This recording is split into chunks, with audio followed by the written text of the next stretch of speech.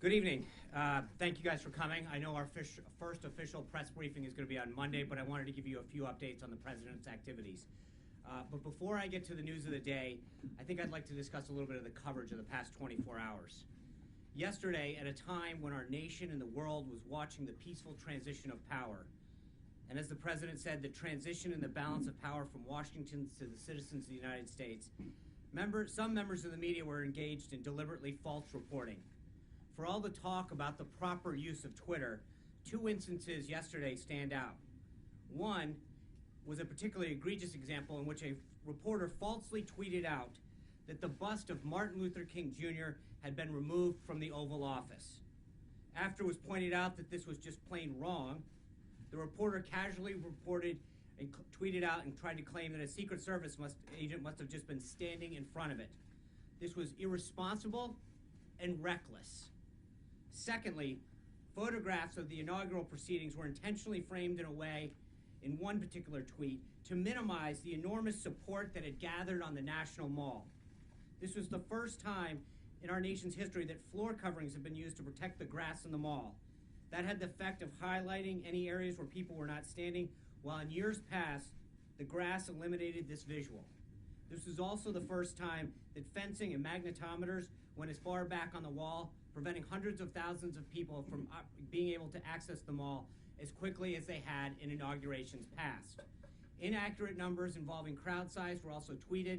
No one had numbers because the National Park Service, which controls the National Mall, does not put any out. By the way, this applies to any attempts to try to count the number of protesters today in the same fashion. We do know a few things, so let's go through the facts. We know that from the platform where the president was sworn in to 4th Street holds about 250,000 people.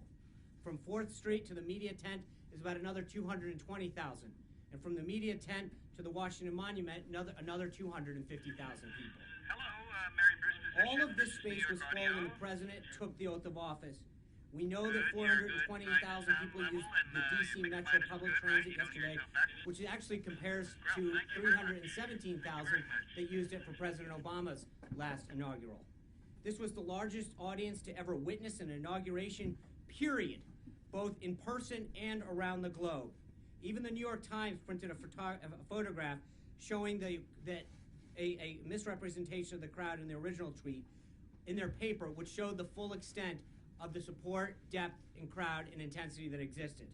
These attempts to lessen the enthusiasm of the inauguration are shameful and wrong.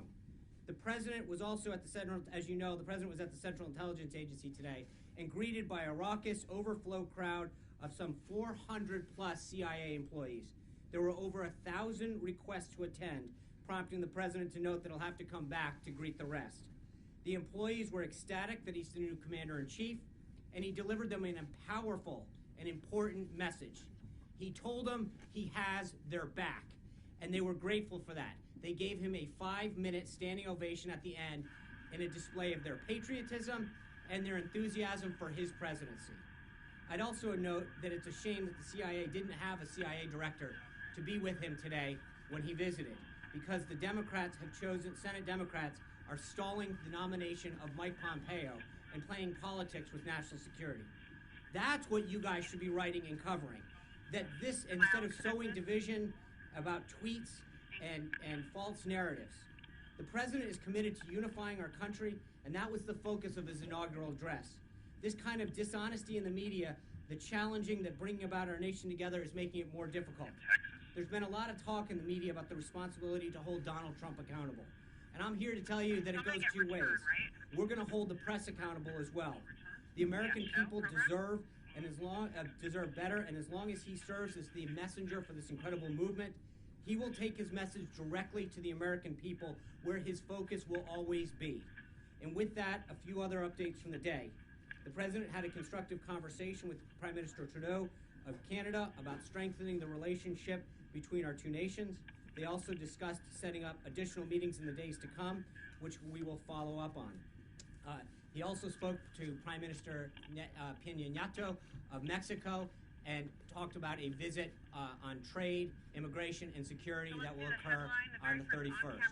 The president will welcome his first foreign leader this Thursday, when the United Kingdom's Theresa May will come to Washington on Friday.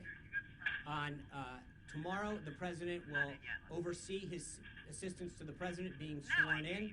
He will then, the staff will then have an ethics briefing and be a briefing on the proper use and handling of classified information.